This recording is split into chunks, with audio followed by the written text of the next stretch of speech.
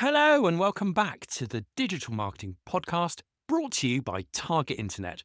My name is Kieran Rogers, And I'm Daniel Rolls. and today we are discussing the future of SEO.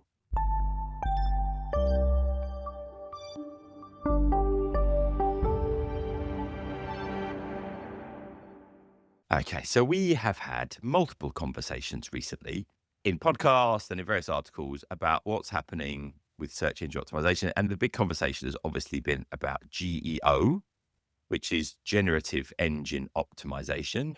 And then there's been lots of debates. Is it really a thing? Is SEO just expanding? We've got AI overviews. And then we talked a little bit about answer engine optimization, and anyway, this all seems to be settling down a little bit. Is it though? Well, no, if I'm honest. I would say the SEO is dead. Mongers have gone into overdrive with it all. I'm That's hearing it normally I know, right? But no, it's everywhere now. Maybe you were like the herald that saw it coming first, but there's a lot of panic, and there's a lot of lawsuits flying around. People are getting that antsy about the Yes, change. and let's talk about that because you mentioned this to me as well. So that people are suing Google on the basis they're not getting as many clicks as they used to get. Apparently, yeah. There's That a seems slightly wacky. consortium of European businesses. I'm not going to go into it because I don't want to get embroiled in the legal Dragged into a arguments legal of it. case. No, not really. But if you search on that, I'm sure you'll find it. And I think it's really interesting. The basic premise of this is that across the board, a lot of businesses, particularly content marketing focused businesses and publishers in particular, and I think that particular consortium is made up of a lot of publishers, Right. have seen their organic year-on-year traffic absolutely decimated. And there's all sorts of numbers flying around between like 40 and 60% drops in some cases, depending on kind of the keyword landscape that you're looking at. And what I found particularly interesting is that there's also a lot of reports that actually businesses just aren't seeing those levels of drops within e-commerce.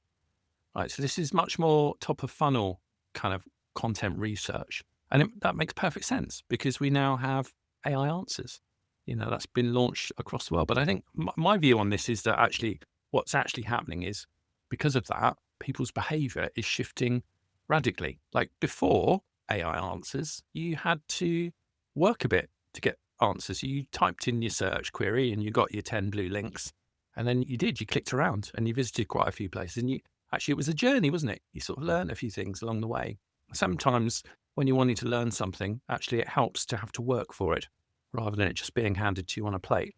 Well, let's talk about that then for a second, because we've got AI overviews and it started off people saying these are useless. And then they got better because the large language models got better and Google particularly got much better at it. Yeah. And then we started to see that in some circumstances was answering people's questions. Yep. But the thing is, like you've said to me before, they're sourcing maybe 3 different links in there, 3 websites where this information has kind of come from to some extent. Yeah. And what's interesting, to give you a quick example, is that if you search what is data scraping, we always rank number 1 for that. Now, when you search what is data scraping, there's an AI overview. Yep. We're still number 1 below that, but we're actually listed in the websites where the information has come from in the first place. So what that tells me is quite interesting, is that actually by answering questions, and exactly to your point, it's a bit of a killer strategy still at the moment of like actually working out what are the questions that people are searching for, answering those in a really effective way. That's still getting picked up by the search engines, but it's getting picked up to some extent by the large language models as well. But here's the problem. You're going to see a traffic drop, right? So across the board, in the accounts that I look at, I've seen lots of this. You see quite a big increase in impressions year on year, right? But you're seeing a big drop in clicks and more recently, a drop within the rankings. And that flows for me because I know that when you get a drop in click-through rate, it affects your rankings, like your average ranking overall. So that kind of makes sense. Why aren't people clicking? Because actually, for the majority of them, they've had their itch scratched by the AI answers. That's enough. Right. That is enough. So let's not forget, if you're on a mobile device, that lovely AI answers just push those 10 blue links even lower down the page. And we all know how lazy fat thumbs we all have when we're on the mobile device. Like it's effort to flick up, down. Right. And actually, if I've had the information itch scratched, why would I need to scroll down? This is the thing. It's pulling together, and actually it's quite smart. Before, we had to get quite creative. Sometimes you'd need to rearrange the words or add in additional, words to filter the results. I've Now got a AI great stat does on it. this. Yeah, go on. So that the AI overviews Mm. are only including the exact phrase you search for in 5% of cases. So the point being is that they understand, well, this phrase really means this phrase as Yeah. well. And that's the same as this. And therefore, if I give you the answer to this, it's what you're asking for. You've just asked for it in a slightly different way. Yeah. So Yeah. that kind of shows that exact, Absolutely. this phrase, I'm going to optimize for this phrase and I'm going to rank for this phrase is Yeah. kind of gone. I'm going to throw in another thought for you all as well. And unfortunately, I haven't got anything to back this up, but it makes logical sense to me. If you're getting, as a user, if you're getting used to having conversations with Google, much like if you use ChatGPT or Gemini, you can have conversations with those chat entities as well. Actually, and Google's research actually does back this up. The number of words people are searching on in any given search has increased quite dramatically since they I brought know up. the numbers are there to back it up. Yeah, Exactly. yeah. There's all that stuff that came out from So- Google. We'll put it into the show notes. So here's the thing. If I'm a publisher and for the last 15, 20 years, I've been dining out on optimizing for certain key phrases and questions. When people stop asking those, because actually they're phrasing them slightly differently, I'm not getting picked up. Right. So, this is the thing I think is kind of unfair to Google. I mean, they're big enough to fight their own battles. They don't really need me to do it, but I'm going to do it anyway. It's not Google's fault that they've had to innovate. They've had to bring in this new technology. Let's face it, if they don't, they're going to get wiped out by other competitors within the marketplace who will. Right. And I think actually from what I've seen, they've done a pretty good job of this. Like, it's good, it's usable. People are using it. The data's there to support that. But if I'm on Google, is it really my fault that the whole marketplace is now using the web and search in a different way? Right? Is it really my fault that certain businesses have over-optimized for certain phrases that have been dining out? No, not really. That's just life. Every marketplace has that. People come in, new innovations happen, people lose their share, other operators steal their thunder. But that's just how business has always worked. So I kind of alarming that people are going down the lawsuit route. Maybe there's an angle on this that I haven't kind of clocked. And if so, give us a shout. Well, I do know a little bit more about it. So Yeah, it's the fact that publishers, what's been happening is that publishers rely on the fact that Google is swallowing up some of their stuff, sourcing it in the search results, but then people are clicking through to the website. So they kind of felt, well, we've invested in creating this content, but actually at least we are driving some traffic value from it. But what's actually happening now is that they're getting all that stuff in Google itself and they're not just seeing the value from it. And they think it's a break in that relationship. Right. Okay. But which I get, but that's not their fault specifically. It's because the operating environment has changed. Yeah. Let's take a step back for a second. Yeah. So we've got AI overviews showing up in the search results. Yeah. Search engine optimization seems to be expanding to include this concept of generative engine optimization. I want to show up in ChatGPT. But the thing is, we don't know a huge amount that's about how these large language models are working still, but we do know a couple of things. LLMs are basically built on neural networks, essentially. And a neural network is something that's been around in artificial intelligence for a long, long time. And it's the connections between things. Okay. As in, if a particular phrase is mentioned in lots of different places and there's positive sentiment about it, and there's all these kind of interconnections, this is probably relevant. Okay. So what that leads to is share of voice and brand sentiment being seen as really important. But actually, that's not as advanced as what Google have been doing a long time, because Google have that next layer of user experience to say, well, we think this is the most relevant thing, but if a user clicks through to it, do they have a good experience? Do they stay on that web page? Do they just scroll to the bottom? So it's potential that the large language models are kind of putting stuff up front in their search results that might be mentioned a lot, might seem to be good, but isn't necessarily a good user experience and so on as well. Now, lots of people would argue actually Google's been showing stuff at the top of the search results that isn't a good user experience for a long time. And Rand Fishkin has been saying that, for a long time. But what it does mean is when I use a tool like the HubSpot AI search grader, which has actually got a lot better and is trying to kind of estimate how visible you are in ChatGPT and Google Gemini and places like that. The two things they say is, where have you been mentioned? What's the brand sentiment?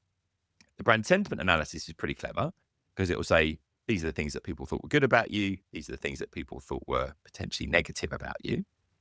But it's sourcing stuff that maybe isn't very reliable. So what they're looking at a lot is stuff that's mentioned in forums.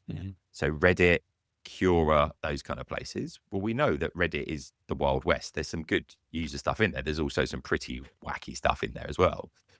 But it also, if there's a lack of, like, if you've got online reviews, but you've got, mentions of your brand in other places, they can be picked up. So places like AppSumo, which I'll give an example of, places like Wikipedia and so on. Yeah.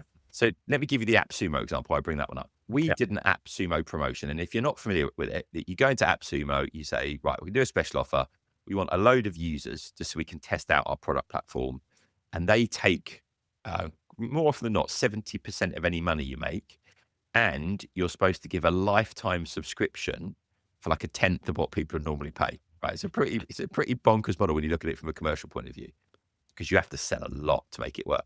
But what it does give you is a user base and a test base, right? So we did an AppSumo promotion. I can't say that I'm entirely pleased with the results, but let's skirt around that for a I moment. remember you being very excited before it went live, and then you got frowny. That's all I'm saying. Yeah. Well, I tell you what was Sports interesting was games. that my commercial director had said to me, this is a really dumb idea. We've Right. got a reasonably well-established product. We're not the right life stage of business. And I think that's completely right. It's like if you're a brand new startup and you needed a test user base, this makes perfect sense. If you're as established as we were. And because she said to me, this is a bad idea. And then I was like, no, it's going to be brilliant. We're going to get thousands of users. And then we did it. And it was like, we basically given away about £50,000 worth of our product for about $1,000. Do your t-shirt she gave you saying, I told you so? No, I've got so many of them now that, but anyway, you should probably, people listen to your commercial directors. Yes. So anyway, you get a load of reviews from these people, and these people weren't inherently our target user base, right? So we had some kind of strange, we had loads of really nice reviews. I mean, it was still like 95% positive reviews, but because the large language model is looking for the positive and the negative to analyze the brand sentiment, when you go in, and I went into the AI search grader, the HubSpot tool, put our brand in, and it says, most people love you. You're all brilliant. It's great. Here's positive stuff. But some people think, and out come these AppSumo reviews from how many, 5 years ago that it was, kind of thing, because we aren't on many platforms like that by nature of what we kind of are. So that will now haunt us forevermore. Yeah. So the only way you can really deal with it is say, I need to be mentioned in more places by more people. Yeah. So advocacy, and I've been telling this to a few training courses recently. We were talking about advocacy before, like, it's not about influencers, it's about advocates. It's those everyday people that say nice things about your product. Yeah. You want 1,000 true fans, all that kind of stuff. It's never been more true because, yes, Google's looking at Reddit more now and places like that, but actually these large language models are as well. So if there were two quick wins from this, I would say the first one is advocacy, get nice people saying stuff about you in more places. Yeah. And the other one is answer more questions in depth and think about that, the way that people are changing their searching. Definitely. And like I've seen this on Wikipedia, and be warned, there's a big drive at the moment. People have clocked that a lot of the AI systems really rely on Wikipedia for facts. And it is quite good for that, right? Because they have quite a robust system of editors, like human editors, that double check stuff and double check edits when they're made. And I think for like a big organization, like take Brewdog, for example, have a look at Brewdog's Wikipedia page. There's a ton of stuff on their page. It's quite balanced. There's some positives. There's plenty of negatives as well. But, overall, they've got quite an established like brand page on Wikipedia, right? So something, negative but relatively small happens. It's quite easy for that just to get ignored or missed because it's not relevant to the big entity that they are. Like the editors will overlook it.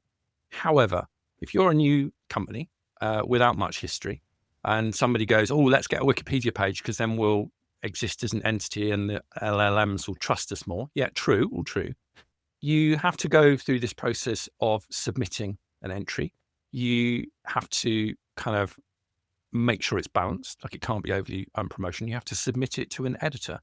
The editor's going to look through your immediate kind of recent history, just do a few sanity checks to check what you're saying. And if they find anything negative that you haven't included there, they're going to slap that in there. Yeah, or worse, ban you for like making an unbalanced, unbiased submission. Right. And then once it's out there, remember this page is public property, so anybody can make an edit. And I think the problem is when you don't have, I suppose it's a bit like, let's say Kieran decides that he's important enough to deserve a page in like the Encyclopedia Britannica. Like that's a nonsense. Like I'm just not at that level. I doubt I ever will be. Right. But let's say I decided I was going to push it.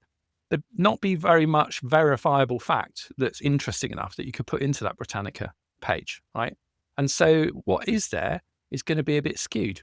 right? And if there's any one thing that's verifiably notable and it's a bit negative, that's definitely going in there, right? And now you've got something that's factually true, but kind of biased because it's only focusing on the things that are big enough or epic enough or verifiable enough. And that's the risk with this. So Be careful what wary you of wish that. for. Yeah, Yeah. be careful what there's a concept really here that actually really wise people actually spend a lot of time thinking about the outcomes of their actions. Right? Fools just rush in and don't think about the outcomes of their actions, and bad stuff happens. Right? Well, And that's talking of which, yeah. I decided that I was worthy of a Wikipedia page.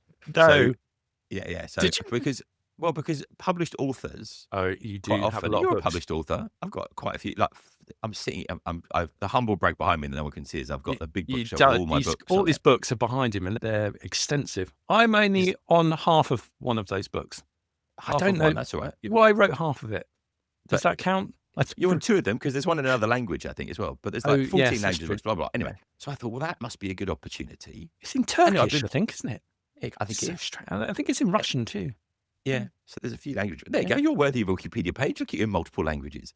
But the point being is there was that. And then there was like, I'm published at Imperial College, academic papers, and a few other things. And I thought, come on, this would be really good from an SEO point of view. Yeah. So I went on to Fiverr and I found this guy that like specializes in doing Wikipedia pages. And Must he be got- good.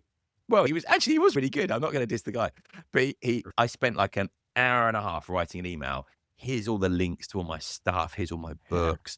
Here's the conference, the judging that I do, the things that I'm members of, and blah, blah, blah, blah, blah, blah, blah. And after an hour, I submitted it. And within 45 seconds, he'd responded to me going, "You really don't deserve a Wikipedia page."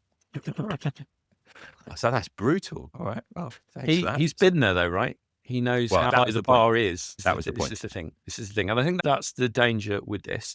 And let's say you get your company there and it only mentions one thing about you, and that thing's a positive thing. Everyone's happy, right? Until something not so good happens and it gets reported on in the press, and then you're just waiting for that to drop. Right? It could happen at any point. There might. Here's the thing: when you first submit, everything's double checked. Once you've got a page, actually, what I've seen, I found quite a few examples of companies that had all sorts of, advertising standards agency rulings against some stuff, never mentioned on their Wikipedia page, but because the Wikipedia page was created maybe 6-7 years before that happened, right? So, but at any point that could catch up. And when it does, it's very difficult to get rid of it. And that's permanently on your record. And that is totally going to get skewed. So you could be in a situation where, the large language models are using it and they're now only citing one thing that's a bit negative because they're trying to give a balanced view and actually it doesn't. So be careful. That's what I'm saying. Okay. So we've got share of voice is important. Brand sentiment is important. Be careful your brand is showing up. Yeah. So we've increasingly got this no-click environment where you're not as getting any clicks. And that's because people are searching, getting the answers they want. You might get more direct visits. Yeah. You might get more brand searches. So keep an eye on that. Really important. See, people are still thinking about you, but they're not doing it in a way that you can measure, right? They're not clicking, and it's the clicks that we can measure. Well, you mentioned to me off-platform research. I thought that was an interesting way of thinking about it. I do it all the time. Like before I Google stuff now, I'll go to my large language learning model and I'll do my research there. And I'll refine my search down for 2 or 3 things. Sometimes just one thing. I was telling Daniel, I've just bought my first Windows PC. I'm so excited about it. It's secondhand. It was old. I needed to use some Windows software for a project that I'm doing. So I decided, right, I'm going to try out the agents feature in ChatGPT. And I set it. So I've just bought my first Windows PC. Very excited about it. It's secondhand. I needed it for a personal project working on. I needed some Windows software that was only available on Windows. So I set my agent to find me the cheapest, best spec laptop on eBay for under 150 quid. And it came up with an absolute stonker. It did all this work for me. Now, previously, I would have been clicking through, eBay would have had it. Search after search. Yeah. So Google's going to get a trail of it. eBay's going to get a massive trail of what I've been looking at and thinking it's going to start showing me ads based on what I didn't have any of that. Because actually what it did is it found me a really lovely like X1 carbon ThinkPad from 2019 for 135 quid. I'm like, get in there. That's a £200-300 model. It's got decent memory, decent hard drive, SSD, loving it. So I just went straight on and bought it straight away. So suddenly all of that click and evidence data that previously would have been used to stalk the hell out of me and market to me, just irrelevant. It didn't even happen, right? And actually my decision process from, okay, I need this, to finding the right solution was literally about 10 minutes. You try and Right. reach somebody in that window, right? So it's a complete change in search behavior. It just shows that actually I think people do. And that's so lots of people are doing this in lots of different levels, not just with agents, but just with, chat services in general. And so they're refining it before they even start searching. And that is a massive change. People used to do half a dozen searches to refine. They just use Google for doing this. Now they're using other tools as well as Google. So you've got a double effect on that. And I think, we're kidding ourselves if we think people are still behaving the same way they were this time last year. So when you're doing those year-on-year comparisons, you have to factor this in. Let's make a little view actually on as well why the stats are being so confusing about this. And I'll give you an example. I thought what I'll do is a little study to try and work out how do people actually behave when they get an AI overview versus when they don't, and what does it all look like? And my stats were completely misleading when I worked out. So I did, every time I did a training course for a while, I got people during the training course to buddy up with someone else and just go, one of you search for something and the other one of you observe them, and then you see their behavior, which in my head was a lovely test. Okay. It's completely flawed. I'll explain why. The second I say to you, go and search for something, people in that kind of classroom environment go to a search engine and they put in a search phrase, which in their head is like a 2 or 3 word phrase. But that's not what people are actually doing anymore. What they're doing is they're interactively asking questions and discussing and debating. But I've just said, go and search them. I put them in a mindset, which is what they were doing 2 years ago. So what I found in that scenario is that 82 people I tested this out on, and it was only about 5% of them that got an AI overview answer and then didn't click through to a website. They just got what they wanted, right? Yeah. Which shows if everything was just flat and Google was just having AI overviews now, you'd already be losing 5% of the clicks, right? But that's without all this change in behavior of me going into ChatGPT and researching something, my search terms getting longer because the fact that I'm used to now inquiring in a more conversational tone of voice as well. Yeah. So you layer on that on top and you start to get to the 30, 40% we're talking about as well. When you just had 10 blue links, it made no sense to give it a 3-sentence question. Because you wouldn't give you better results. But now it does. And we've learned how to prompt. And actually, Google's learned how to accept prompt level inputs. And actually, increasingly, people are just talking to Google. Like they're using voice. And it's much more conversational because it can deal with that now. Like it couldn't 5 years ago. You could do it, but you weren't going to get the result. You weren't going to get anything extra back out of it. No, you definitely Right, so two points in this. First of all is, if you haven't seen it, we have mentioned it briefly before, they've rolled out AI mode in search, which is basically you click the AI mode button and it drops you into Google Gemini, basically. And essentially you're having a contextual conversation, i.e. you ask it a question and then you can ask it follow-up questions. So that's a completely different way of searching. And it's clear to me what they're kind of doing is saying, well, people are using ChatGPT, but if they've got that built into Google search, hopefully more people will come to us. So that seems like a competitive move to do that. The second one from this is that if you think about previous search behavior, 10 blue links, you click through to them. What would generally happen is you'd ask a question, you click on the first one, it's like, oh, no, this isn't what I want. You click on the second or the third, and you go through 4 or 5 of them, and eventually you get the answer you wanted because they're trying to work it. Well, actually, if you're taking that away from me and you're doing that work for me, which is the theory, it's not necessarily that they are, but that's the theory. They're working out what is the best answer. I don't need to do that dance. But what that also means is if that was 5 clicks to get to the right answer, 4 of those clicks were trash, as in I got to your website, I didn't like what I saw and I left. And if anything, it was a negative brand touch point to some extent because I got to your website and you didn't really give me the answer I wanted. So actually, we're worried about this loss in clicks, but what is it a loss in quality clicks? The evidence suggests not, but I think certain keyword landscapes, they've been, the world's moved on, it's changed, and whole sections are being decimated. That evidence is out there too, right? Because people are literally crying in the street over it. Yeah, that's it. So look, if I were to try and take away some of this, like what on earth can I practically do now? I would just go, like I said a moment ago, there's a couple of things. You want to talk about share of voice and brand sentiment. Where can you get mentioned online by your advocates? How can you drown out the negative with positive stuff? That means be really nice to your customers and encourage them to engage online. about you as much as possible as well. Build that advocacy, encourage those conversations as much as possible. Benchmark yourself now to work out where you're being mentioned. So you've got tools like AI Search Grader from HubSpot. You've got WayK, which stands for What AI Knows About You.io. So WayK.io. They're tools that are basically saying, kind of like social media monitoring, but slightly different. Like, where have you been mentioned? Where are the brand mentions of you online as well? So audit where you are now, and then think about, is that good stuff? If it's bad, how might you get rid of it? But also, how are you going to build up positive mentions? So brand advocacy, hugely important. I really work on that. And then the other piece is, okay, well, we know that people are searching in more complex questions. We need to answer questions. And we need to think about those deeper questions and really do more research and speak to our target audience. So I think that's a really good starting point. One thing you mentioned to me, which I thought was interesting, which is the recency of LLM training. Now, the point you were making about this was that an LM is updated every month, 3 months, whatever it might be. So, and what they're going to do, they're not going to be rebuilding the whole LLM each time.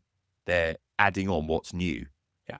So actually, the point you were making, that it's going to favor there's a potential, logically.